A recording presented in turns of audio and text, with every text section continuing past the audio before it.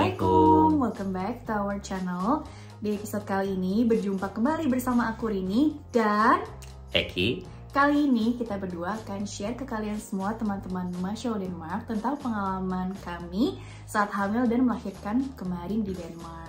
Jadi untuk memudahkan ceritanya itu yang karena panjang gitu ya, jadi dibagi-bagi aja kali ya, trimester 1, 2, dan 3. Jadi itu pertama kali kita tahu aku hamil gitu ya, itu tuh tanggal 1 Desember 2023, yaitu tahun lalu, awal Desember di akhir tahun lalu gitu ya. Jadi pertama kalinya itu aku tes pack garis 2 positif. Kita seneng banget ya, alhamdulillah. Pastinya, tapi masih deg-degan juga tuh gitu, karena untuk memastikannya kan kita tetap harus scan gitu kan USG. Jadi kita pertama kali kontak ke Hillerød Hospital ya, karena kita tinggal di daerah Lyngby Commune, itu masih di area Copenhagen Greater area gitu. Dan kita nggak bisa milih rumah sakit ya Mas Eki ya? Nggak bisa sama sekali. Dan kebetulan karena areanya di commune-nya di Lyngby, kita dapet di Hillerød Hospital. Jaraknya tuh sekitar 45 menit dari Betul, 40 menit 20 kilo lah kira-kira. Tempat tinggal kita 20 kiloan gitu ya. Jadi dijadwalkan tuh, kita kasih tahu kalau oh aku tes pack nih tadi pagi, terus hasilnya garis 2 gitu kan positif. Terus oke, kamu nanti datang ya, tapi di sekitar minggu ke-6 atau ke-7 kamu hamil gitu, dihitung dari hari pertama haid terakhir kamu gitu kan. Oh oke, jadi waktu itu jadwalnya tanggal 21 Desember, jadi menjelang Natal ya enggak? Akhir lah menjelang orang-orang mau liburan Natal ya. Jadi waktu itu datang ke Hillerød Hospital, terus kemudian langsung diperiksa sama dokter Obgyn tuh waktu itu, ginekologisnya namanya dokter Ole, dia baik banget. Terus dia bilang, kan kalau untuk USG atau dating scan itu kan untuk memastikan kamu benar hamil atau enggak. Terus hamilnya itu di luar rahim atau di dalam rahim. Terus ada detak jantung janinnya enggak gitu. Jadi untuk memastikan bahwa kamu tuh bener-bener hamil apa enggak dengan dating scan itu. Terus alhamdulillah dokternya bilang congratulations gitu kan, it's alive gitu, you're going to have a summer baby. Karena dari due date-nya itu perkiraannya lahirnya kan bulan Agustus tahun depannya gitu, 2024. Yang mana terus Mas Eki atau aku ya waktu itu bilang, kita lahir juga bulan Agustus loh dok gitu. Hari ini ya. Ingat gak ya? Itu aku yang kasih tahu ya. Terus dokternya malah nambahin, wow congratulations, you're going to have a big summer party gitu. Karena ya kalau kita merayakan berarti kan merayakan sekaligus gitu ya kan, ulang tahunnya gitu. Paket hemat gitu. Nah akhirnya dari situ kemudian dari tim nurse-nya atau tim perawatnya itu langsung kasih tahu untuk langkah berikutnya kamu nanti tinggal ke GP ya untuk pemeriksaan lanjutan, jadwalnya nanti bakal dikasih tahu lebih detail gitu. Terus dikasih tahu konsumsi vitamin apa aja, suplemen apa aja yang perlu dikonsumsi, misalnya asam folat dan lain sebagainya. Nah, jadi GP itu adalah general practitioner atau dokter keluarga, dokter setempat lah ya, karena kan kita tinggal di Lyngby Commune, dapatnya juga sekitar 2 kiloan ya waktu itu ya, dokter keluarganya. Di situ awal-awal sih seingat aku ya, belum di periksa-periksa yang detail, tapi lebih ke pendataan aja sama tim nurse-nya. Waktu itu kamu nemenin juga kan ya? Kamu selalu nemenin aku. Tapi waktu wawancara kebetulan sendiri aja deh kalau nggak salah waktu itu. Jadi aku ditimbang berat badannya, dicek urinnya, kemudian juga dicek tensi, kemudian juga wawancara singkat, mungkin sekitar setengah jam gitu untuk mengetahui, intinya menggali faktor resiko yang kita punya sebagai pasien ibu hamil itu sendiri. Misalnya aku ada riwayat misalnya alergi atau enggak, terus keluarga tuh ada yang punya riwayat diabetes atau hipertensi atau enggak, dan sebagainya, untuk memastikan bahwa ini kehamilannya kelak ada resikonya atau enggak gitu sih ya. Nah untuk lebih detailnya lagi, sebetulnya kalau di Denmark itu fasilitas kesehatan tuh untuk kasus pengalaman hamil dan melahirkan ini kan semuanya itu tersistem dengan baik gitu ya. Jadi di hospital, rumah sakit, GP atau dokter keluarga tadi, general practitioner, dan ketiga adalah midwife atau bidan. Sebelumnya pasti banyak bertanya-tanya dong mengenai biaya gitu. Banyak banget yang nanya ke aku atau nanya ke kita berdua, bagaimana sih gitu kan untuk seputar biayanya itu, apakah lebih mahal gitu daripada di Indonesia. Nah, untuk seputar biaya nih, bagaimana tuh Mas Eki? Kamu mungkin punya pandangan khusus atau cerita khusus mengenai fasilitas yang biayanya ini sendiri, mau dijelaskan seperti apa? Iya, jadi kalau mungkin pertama-tama kalau pertanyaannya adalah lebih mahal atau lebih murah mana dibandingkan dengan Indonesia, jawabannya adalah tidak tahu ya, karena kita sendiri nggak bisa lihat tagihan ininya ya, tagihan semua biayanya dari awal pemeriksaan sampai persalinan dan pasca persalinan, karena semua biayanya itu adalah dibayarkan oleh negara. Jadi hebatnya tuh di sini seperti itu. Nah, tapi kalau pertanyaan berikutnya apakah gratis atau enggak karena dibayarkan oleh negara, kalau untuk kasus kita ya nggak sepenuhnya gratis juga, karena di sini kan aku statusnya sebagai PhD student itu employed di kampus aku, artinya aku bekerja, artinya aku bayar pajak, artinya aku juga ya membayarkan sebagian biayanya gitu ya, walaupun mungkin sebenarnya masyarakat yang lebih banyak membiayai segala proses persalinan dan lain-lain itu ya. Jadi maksudnya apakah ini gratis atau enggak? Karena kamu kan bekerja, bayar pajak berapa puluh persen? 33%. 33%, tinggi ya gitu. Itu pajaknya itu kembali lagi ke rakyatnya dalam bentuk salah satunya fasilitas kesehatan yang gratis dalam tanda kutip. Dan artinya juga berarti kita sudah memaksimalkan uang pajak yang kita bayarkan di Denmark. Alhamdulillah. Dikasih rezeki hamil gitu, punya anak di sini gitu ya. Jadi bisa memanfaatkan, bisa merasakan pengalaman hamil dan melahirkan di sini, merasakan fasilitasnya ya. Jadi kita bisa cerita nih, berbagi pengalaman gitu ya. Dan tadi ya untuk secara keseluruhan semua data kita tuh terekam dengan baik di sistem informasinya mereka, namanya Minsun Health Platform atau dalam bahasa Inggris My Health Platform. Jadi itu berupa apa ya, setiap kali, jadi aku pendataan di awal aja gitu guys. Jadi mau aku nanti pariksanya di rumah sakit, mau di dokter keluarga ataupun di bidan. By the way itu anak aku. Oke, kita stop dulu sebentar ya, nanti lanjut lagi. Oke guys, kita mulai lagi ya. Jadi tadi Baby Rumi baru bangun tidur, jadi sekarang ikut serta. Jadi kita ngevlognya bertiga ya. Nah, dilanjut lagi mengenai penjelasan My Health Platform nih Mas Eki. Ya, jadi Minsun Health Platform atau My Health Platform itu adalah platform atau aplikasi di mana kita bisa melihat hasil pemeriksaan kita di dokter atau di lab. Jadi kita tuh nggak usah nunggu-nunggu lagi tuh kalau ada pemeriksaan lab ya. Kayak nggak usah nelpon atau nggak usah nanya-nanya lagi. Itu akan semua muncul di aplikasi itu. Jadi yang bagus juga di aplikasi itu kita juga bisa langsung melihat ini pemeriksaannya aman apa enggak nih, karena ada minimum value-nya, ada high value-nya. Jadi kalau terjadi apa-apa kita bisa langsung telepon dokter, atau kalau semua aman-aman aja ya kita tinggal bersyukur aja, alhamdulillah gitu ya.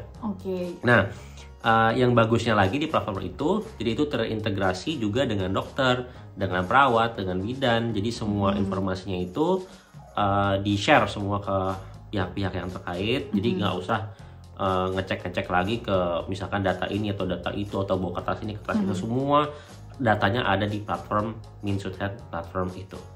Jadi kalau aku datang nggak pakai wawancara lagi, walaupun operatornya beda-beda ibarat seperti itu ya, karena semua data pribadi aku tuh sudah terrecord dengan baik di platform tersebut, dan itu dengan konsen kita gitu ya.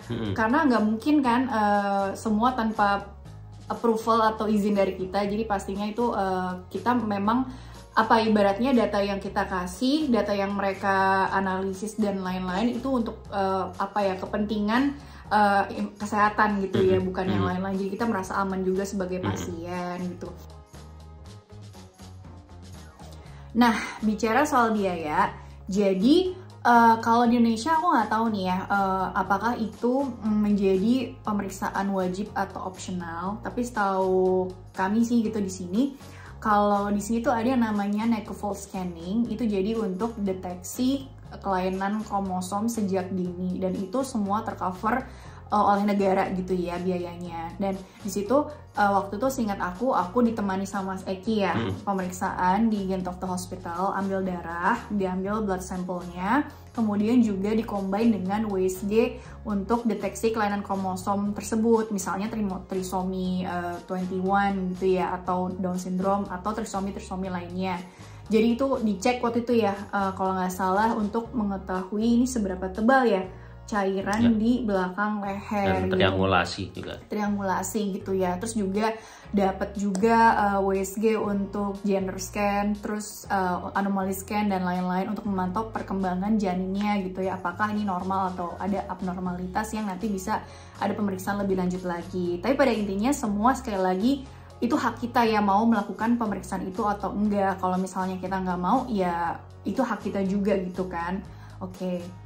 Terus menambahkan lagi, jadi semua fasilitas yang kita jelasin ini itu mungkin kalau diibaratkan semua fasilitas seperti BPJS di Indonesia ya, nanti teman-teman bisa menilai sendiri deh itu kualitasnya seperti apa. Tapi menurut kami sih kualitasnya bagus banget ya. Jadi bisa dibayangkan fasilitas seperti ini itu dinikmati oleh semua warga negara Denmark yang ada di sini. Jadi hampir rata. Semuanya mendapatkan kenyamanan yang seperti itu gitu ya. Oke, nah terus selain USG, aku juga seingat aku ada pemeriksaan rutin gitu di GP juga. Misalnya tiap trimester itu ada, misalnya di week 25, week 32 menjelang persalinan juga gitu. Intinya untuk memantau perkembangan janinnya gitu kan. Tapi alhamdulillah waktu itu kan aku normal-normal aja, nggak ada keluhan yang bagaimana banget gitu ya. Jadi mostly sih aku juga nggak ingat apa aja gitu secara detail, tapi yang jelas aku juga dapat vaksin juga. Di vaksinnya itu tuh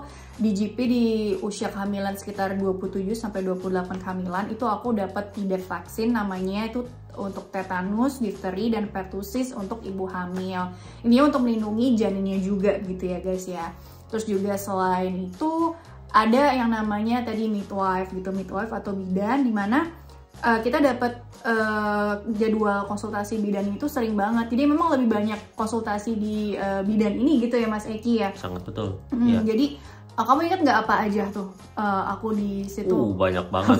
Karena diskusi dengan bidan itu juga tergantung kita mau seberapa banyak belajar dan bertanya ya. Kalau kita juga nggak proaktif, terus cenderung nggak tahu ya diskusinya paling cuma 5 menit, 10 menit gitu. Wah, sayang banget ya, sayang gitu, banget. Ya. Tapi alhamdulillahnya pengalaman kita ketemu dapat bidannya tuh yang baik, benar-benar perhatian banget, caring banget.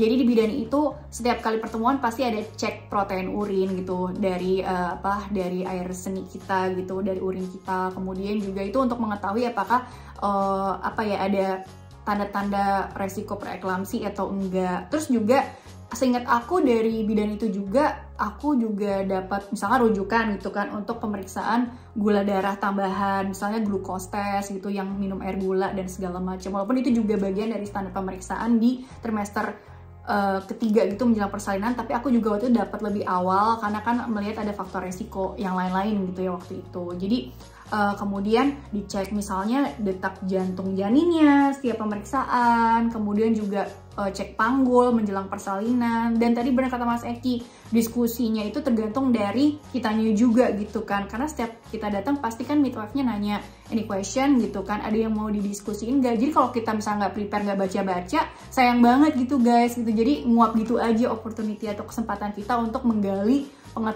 pengetahuan tambahan seputar kehamilan atau persiapan persalinan itu sendiri. Walaupun juga mitosnya itu juga menyarankan kita, ada nih kelas online gitu persiapan persalinan dalam bahasa Danish yang setelah disediakan rumah sakit, tapi ada translatannya atau versi terjemahan bahasa Inggrisnya. Jadi kita yang non native juga bisa memahami materi tersebut dan membantu banget ya. Misalnya untuk ciri-ciri kontraksi itu seperti apa. Terus kamu juga persiapan sebagai karena di video itu juga ada segmen khusus untuk suami ya. Jadi tugasnya itu apa aja. Tapi mungkin yang bagian itu bisa dijelaskan sekali nanti aja ya persalinan ya. Karena sebelum dan setelah persalinan ya nggak banyak sih tugas suami di situ ya. Jadi sekali lagi ya di sini selalu ada 3 gitu ya di rumah sakit dan di GP, General Practitioner, yang tadi dapatnya jaraknya sekitar 2 kiloan dari tempat tinggal kita. Terus yang terakhir itu adalah bidan yang juga lokasinya deket juga dari tempat tinggal kita. Hanya rumah sakit besarnya aja ya yang agak jauh, karena itu kan biar bagaimana kan kayak rumah sakit umum daerahnya atau rumah sakit pusatnya gitu ya? Ya memang kalau di Denmark ini kan memang sistemnya lebih menitik beratkan pada primary care ya. Jadi dia memang lebih kuat di dokter keluarga, atau di Indonesia posyandunya. Kalau ada apa-apa baru dirujuk ke rumah sakit yang besar gitu memang sistemnya. Oke guys, kita masuk ke bagian yang paling ditunggu-tunggu, yaitu di hari H-nya. Jadi sebetulnya itu HPL aku atau due date aku kan 8 Agustus 2024 perkiraannya gitu kan. Tapi qadarullah lahirnya itu H-1 HPL. Jadi kalau untuk berarti usia kehamilannya udah cukup matang ya, weeknya itu, minggunya itu. Jadi ceritanya mungkin agak panjang, tapi ya sebenarnya long story short aja sih gitu ya. Jadi H-1 dari HPL itu sekitar jam 12 siangan gitu ya. Waktu itu kamu lagi Zoom meeting tuh sama pembimbing kamu kan. Iya, Mas Eki masih ada kerjaan. Terus aku tuh mengalami yang namanya cairan rembes-rembes gitu ya, tapi tuh masih sedikit gitu guys.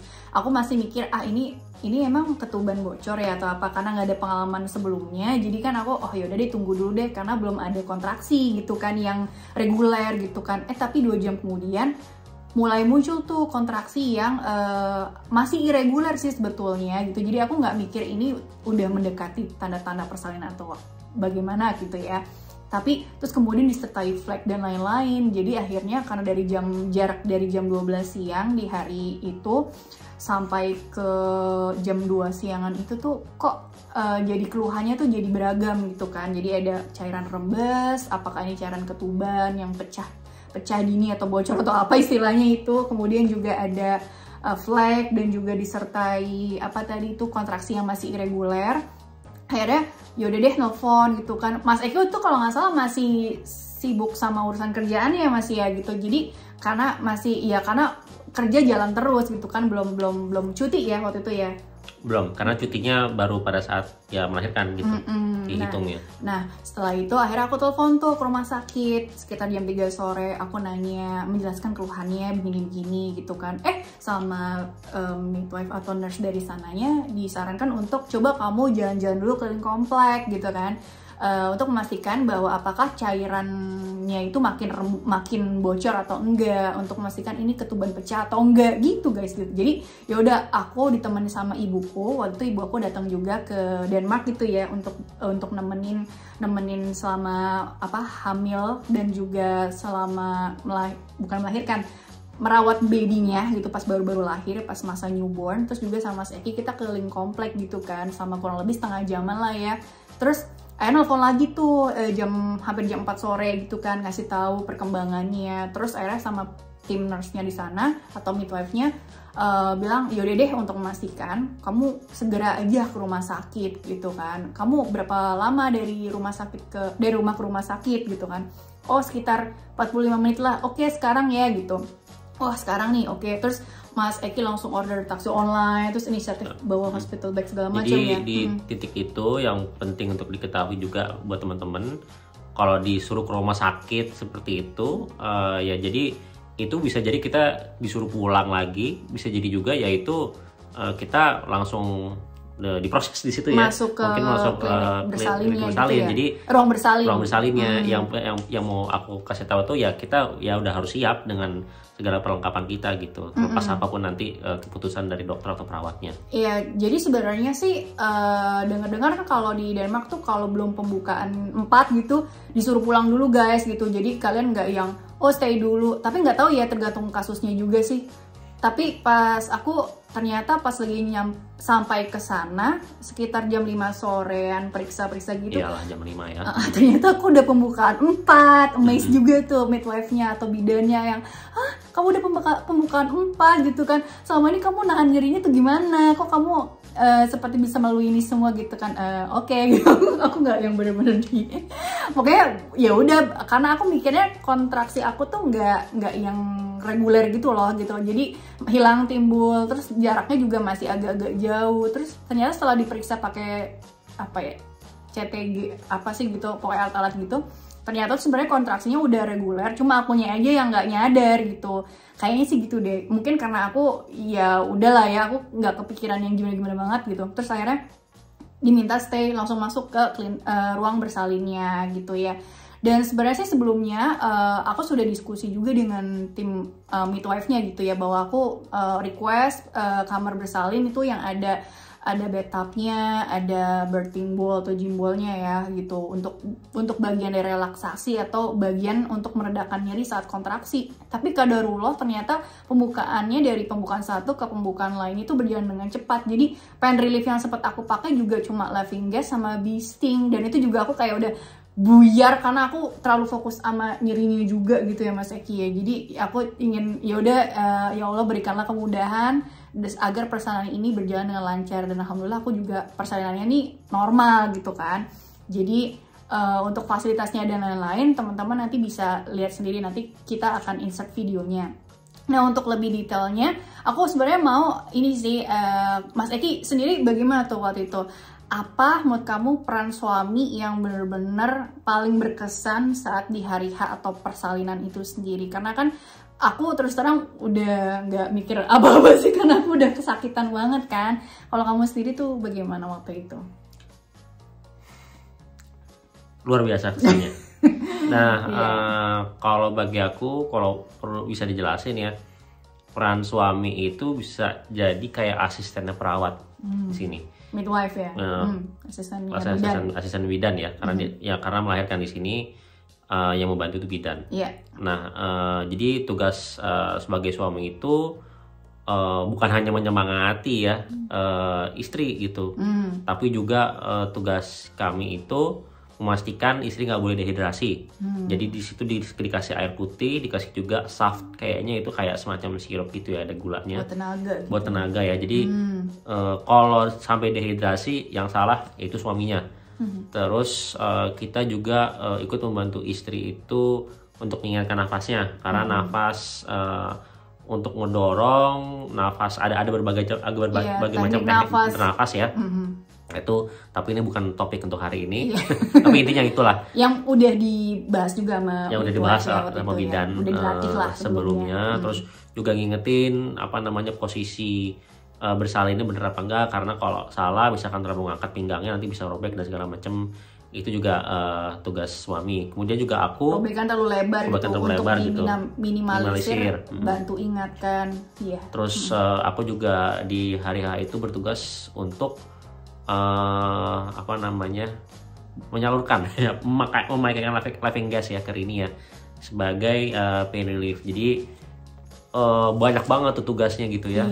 Tapi semua itu ya akhirnya puas gitu ya, karena kita juga yang berusaha di situ, dan menurut aku sih masuk akal juga ya kenapa itu dibebankan pada suami, karena kan kita yang tahu ya istri itu kondisinya gimana, sukanya gimana, nyamannya gimana. Jadi daripada perawatnya yang melaksanakan tugas itu emang lebih cocok suami gitu. Iya, jadi bantu support mental gitu kan, semuanya gitu ya, bantu doa juga, bantu pijet juga, bantu macem-macem gitu kan, bahkan sampai yang momen sakralnya itu, jadi bisa dibilang kita berdua melahirkan gitu ya, secara spiritual, emosional dan lain-lain. Jadi nggak cuma physically aja, tapi juga aku juga ini ya, pas midwife-nya bilang gitu kan, keep going gitu kan, you're doing great gitu kan, good job Rini. Terus udah mulai kelihatan rambutnya gitu kan, kamu juga menyaksikan sendiri, melihat aku mengejan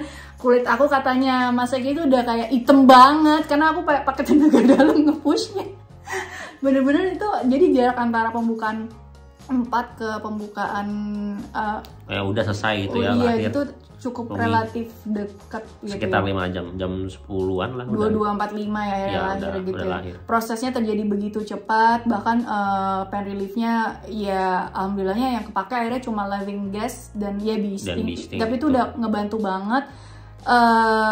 Sampai akhirnya bayinya lahir gitu kan, terus langsung ditaruh di dada. Kemudian kamu juga momen sakral selanjutnya adalah memotong tali pusar ya, atau umbilical cord. Ya itu bagaimana tuh ceritanya tuh? Ceritanya, itu udah capek banget juga ya. Jadi intinya pasti. Perawat itu lagi ngebersihin baik bayinya, terus juga ngurus kamu. Terus mereka menawarkan apakah kamu mau untuk memotong umbilical cordnya. Ya tentu saja aku mau gitu ya. Jadi dan itu nggak yang susah kok. Jadi dia udah mengurus semuanya, terus dipegangin, terus guntingnya juga udah diposisikan tinggal menggunting, jadi dia tinggal menggunting doang gitu, dibuat mudah, nggak yang kita wah ini gimana caranya gitu, nggak gitu. Terus kemudian juga buat bapak-bapak nih mungkin juga ada yang bertanya ya, oh kalau di luar negeri kalau gitu ngazaninnya kapan gitu. Jadi gimana nih kita sebagai minoritas muslim, kebetulan memang biasanya setelah lahir itu diberikan waktu privat gitu ya, sebagai pasangan dan juga anak, dan di situ ya aku langsung ngazanin aja, ngambil kesempatan, dan nggak lama ya, mungkin sekitar 5 menit perawatnya juga langsung balik lagi karena memang kita mau ditransfer ke ruang inap. Oh iya, buat yang nanya juga, misalnya plasenta atau ari-arinya kita serahkan ke pihak rumah sakit, jadi nggak yang kalau di Indonesia kan ada secara culture gitu atau kepercayaan tertentu kan dikubur gitu kan saudaranya bayinya. Jadi ari-arinya kita serahkan ke pihak rumah sakit, dikelola di sana. Terus juga karena aku kan alhamdulillahnya jahitannya robekannya nggak terlalu parah, terus juga darah yang keluar tuh juga nggak terlalu banyak, cukup sedikit dari aku baca di My Health platform itu, di Midsoon Health platformnya itu. Jadi selama aku dijahit, jadi kan memang yang menangani itu adalah midwife, tapi kalau ada yang menjahit atau apa itu pasti ada dokter khusus, jadi ada dokter spesialis juga. Pada saat aku lagi dijahit itu kan dikasih obat painkiller gitu-gitu, lagi istirahat, kecapean, Mas Eki yang take over bantu menghangatkan baby Rumi juga gitu. Jadi seperti apa sih, kayak didekap gitu ya. Jadi untuk bonding juga, skin to skin contact gitu. Jadi biar papanya sama babynya juga langsung ada kedekatan emosionalnya dibangun, dijalin. Seperti itu sih gitu. Nanti kita bakal insert juga sih ya videonya pada saat hari H itu seperti apa, fasilitas apa yang didapat. Cukup lengkap juga ya Mas Eki ya. Lengkap banget. Kita dapat kamar mandi khusus di dalam kamar, terus ada baju salin, perlengkapan mandi, perlengkapan babynya juga, popok dan lain-lain itu juga ada pada saat dilahirkan gitu kan, bayinya langsung ada gitu ya, ada selimutnya juga gitu. Terus kamu juga dapat makan ya, bahkan ya dapat makan juga, jatah makan dan kasur buat yang menemani selama persalinan juga ya, dapat jatah tidur juga di kamar inap gitu ya. Kamar ini bersalinnya apa pascanya? Pascanya sebenarnya itu makanan hanya untuk ibunya. Oh iya, benar. Untuk suaminya itu sebenarnya nggak dikasih jatah makan. Pas sebelumnya doang ya dapetnya ya? Ya sebelumnya, tapi iya, bener. Karena ya makanan juga ya dapetnya banyak ya, jadi ya bisa juga aku makan bagian dari ini.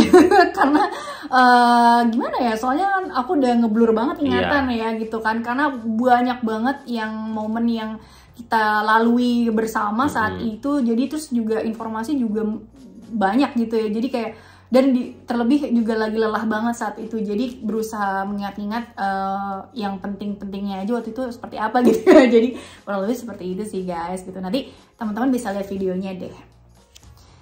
Oh iya guys, aku juga mau menambahkan, tadi agak lupa gitu ya. Jadi sebelum ditransfer ke ruang rawat inap di klinik bersalinnya itu, karena aku tadi kan kehilangan darahnya juga sedikit, jadi dijahitnya juga karena robekannya nggak terlalu luas, dijahitnya tuh aku di ruangan yang itu juga gitu. Karena kalau aku dengar-dengar kalau misalkan degree robekannya itu agak besar atau besar banget gitu, sepertinya harus ke ruangan operasi khusus gitu ya.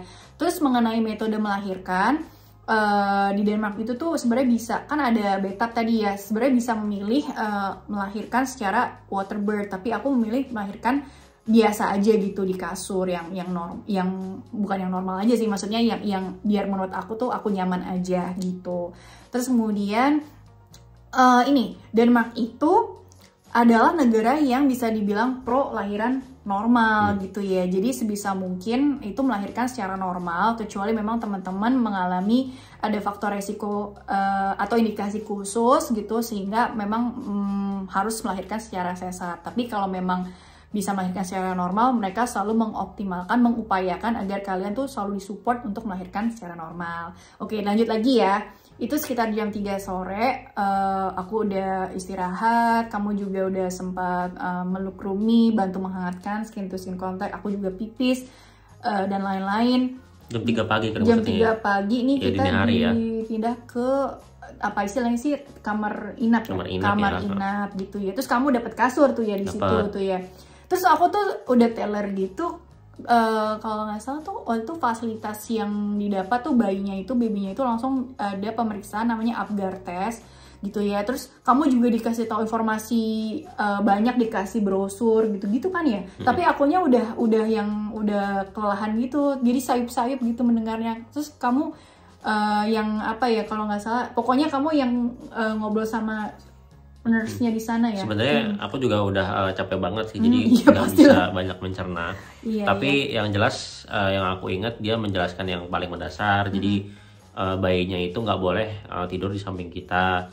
Jadi dia harus tidur dalam cribnya sendiri, dan cribnya juga itu sudah disediakan tuh teman-teman. Jadi di tengah-tengah tuh ada crib, di pinggirnya tuh kasur buat bapak ibunya gitu. Untuk Jadi ada resiko bahaya kan. karena ada resiko bahaya, ketindihan segala macam. Iya. Kemudian intinya itu sih. Terus dia bilang baiknya nggak boleh apa namanya, tidak makan tidak lebih dari misalkan 3-5 jam gitu. Jadi dalam kurun waktu itu kalau masih tidur ya harus dibangunin, harus diganti popoknya, kemudian menyusui ke ibunya. Terus kalau butuh bantuan apa-apa untuk cara apa namanya menyusui seperti apa, nanti bisa apa namanya hubungi kami, nanti kami ajari. Bahkan sampai cara memakaikan popok pertamanya pun bisa dikasih contoh. Iya, gitu. jadi sebenarnya perhatikan juga urinnya, fesesnya dan lain-lain. Tapi sebenarnya waktu itu kan aku kalau tidak salah belum mendapatkan kolostrum ya. Jadi dibantuin juga kok sama bidan di sana gitu untuk dibantu mengeluarkan kolostrum untuk nutrisi pertama kehidupannya Rumi gitu setelah lahir di dunia gitu kan. Jadi aku tertolong sekali. Jadi buat new mom atau ibu-ibu yang baru pertama kali melahirkan itu juga dapat materi tambahan, misalnya cara menyusui, posisi atau pelekatannya bagaimana gitu ya. Jadi benar-benar diedukasi, bahkan tadi ya dibantu mengeluarkan kolostrumnya.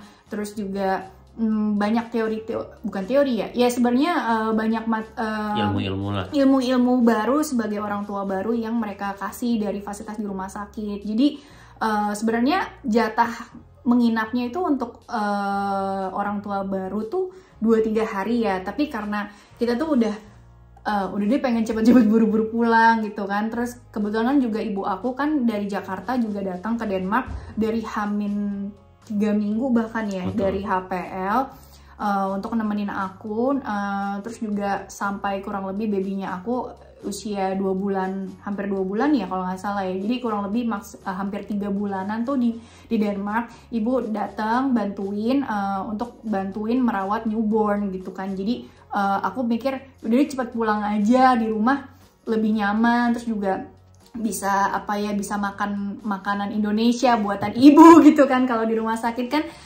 ya makanannya Danish gitu, kadang-kadang kan nggak nafsu juga ya lagi seperti itu ya, walaupun ujung-ujungnya kemakan juga sih ya, karena kan butuh buat asupan energi dan lain-lain. Jadi kita pulang tuh gitu kan. Nah, fasilitas yang diperoleh tuh untuk bayi tuh apa aja sih? Tadi kan ada cek Apgar test, terus hearing test ya, hearing test dan cek bilirubin juga tuh ya. Jadi seminggu pertama bayinya baru lahir tuh dari Hillard Hospital ya, masih yang masih yang memantau, bener nggak sih gitu. Nah setelah itu 4 atau 5 hari kemudian ada yang namanya layanan dari komun kita itu health visitor atau home nurse. Jadi itu tugasnya apa tuh Mas Eki? Jadi biasanya kan mungkin kalau di negara lain itu kita yang datang ke posyandu ya, tapi kalau ini itu perawatnya yang datang ke rumah. Tapi nggak tahu juga loh, siapa tahu di Indonesia sekarang ada posyandu keliling yang samperin satu-satu antar jemput bola gitu. Kita belum riset sih, nggak tahu juga sih. Tapi yang jelas kalau di sini sistemnya itu perawatnya atau home nurse-nya yang datang ke rumah. Jadi mereka menjelaskan bahwa mereka itu pendidikan dasar perawat gitu ya, tapi mereka punya sertifikasi khusus atau pendidikan khusus untuk yang tugasnya seperti itu, perawat yang datang atau ke rumah, bidan ya? Bidan atau perawat yang datang ke rumah. Intinya sih mengecek perkembangan tumbuh kembang daripada bayinya, dan juga tambahannya adalah juga untuk memeriksa kesehatan mental ya dari orang tuanya. Gitu. Jadi banyak deh yang dilakukan. Biasanya tuh setiap datang itu bahkan baby room itu selalu dicek berat badannya berapa, tingginya berapa, terus dicek lingkar panjangnya, kepala, bahkan cek urin atau fesesnya bagaimana, dipantau kuning atau enggak bilirubinnya itu. Terus juga dilihat reaksinya terhadap stimulasi gimana, reaksinya bagus apa tidak gitu ya. Kira-kira seperti itu lah. Materi seputar tummy time, MPASI, pengenalan solid food, itu semua juga didiskusikan. Jadi benar-benar sekali lagi ini kesempatan kita sebagai orang tua baru untuk kalau ada yang ngerti tanya gitu kan. Atau mungkin kalau ya lebih ke sharing aja bagaimana nih kalau ya, jadi lebih detailnya seperti itu sih. Terutama di 2 minggu awal ya, di 2 minggu awal setelah kelahiran itu kunjungan itu bisa sering tuh, tergantung daripada kebutuhan gitu. Jadi misalkan fesesnya belum begini atau perkembangannya belum seperti yang diharapkan, nanti tiba-tiba bisa dijadwalin lebih sering daripada yang mungkin direncanakan di awalnya gitu ya. Bahkan diarahkan untuk ke GP atau ke rumah sakit untuk pemeriksaan laboratorium atau apa gitu ya. Jadi kebetulan di sini juga ada jatah buat babynya tuh 5 weeks appointment gitu. Jadi untuk memantau tadi ya tumbuh kembang memang dipantau oleh home nurse atau health visitor yang datang ke rumah. Tapi juga ada pemeriksaan fisik juga nih gitu kan yang dilakukan di GP atau dokter umum, dokter keluarganya. Terus tadi seperti yang Mas Eki bilang juga, kita juga dicek ya apakah mengalami yang namanya baby blues gitu. Jadi atau bahkan yang lebih serius lagi postpartum depression. Bahkan untuk kitanya juga ada 8 weeks appointment juga ya Mas Eki ya. Tuh, itu di GP ya? Iya, itu di GP juga. Jadi aku dicek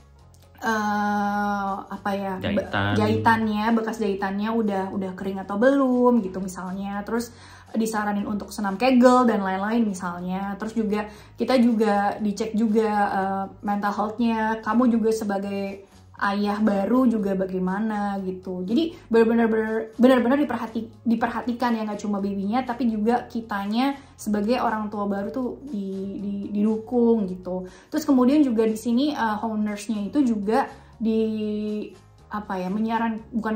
menawarkan kita, mau nggak kalian gabung di mothers group atau fathers group gitu kan. Lumayan loh.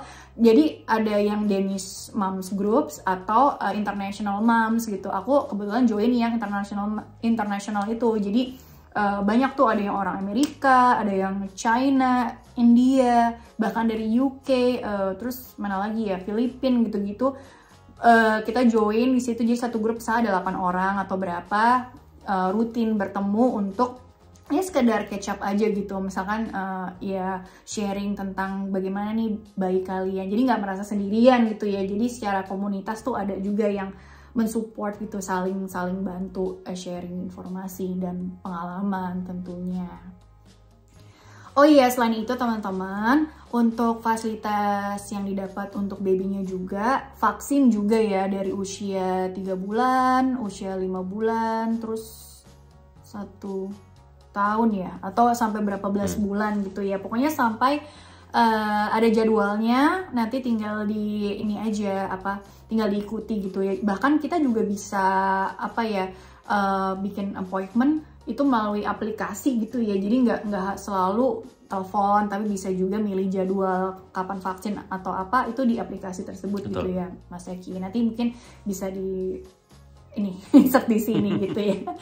Saking banyaknya informasi guys. Oke, lanjut lagi ya. Ini juga yang tidak kalah penting mengenai jatah cuti gitu ya. Nah, kamu sendiri bagaimana itu sebagai kalau aku kan kebetulan di sini nggak bekerja ya. Nah, kamu yang bekerja itu bapaknya gitu kan, bapak baru gitu kan, itu dapat jatah cuti melahirkan juga dan cuti menjaga anak gitu ya. Tuh. Itu istilahnya apa tuh? Nah, ini konteksnya sebagai PhD student ya yang employed di sini.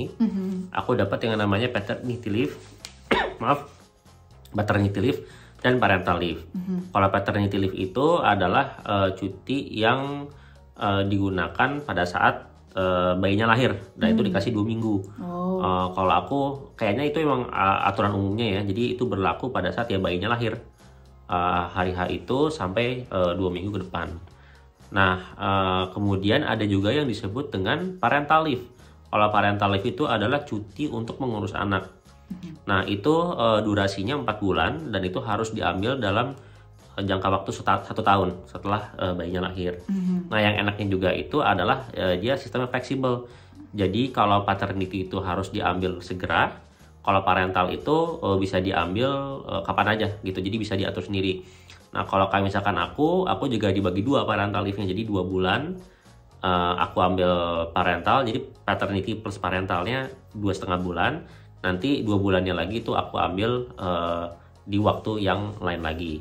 Nah ini penting juga buat PhD student, selain dapat 4,5 bulan itu artinya maksudnya itu menjadi extension bagi periode PhD-nya gitu. Jadi kalau normal kan aku 3 bulan ya, 3 tahun maksudnya periode PhD-nya, tapi karena parental dan paternity leave ini dapat extension PhD-nya sampai 3 tahun 4,5 bulan gitu. Jadi dapat tambahan 4,5 bulan dan itu digaji penuh.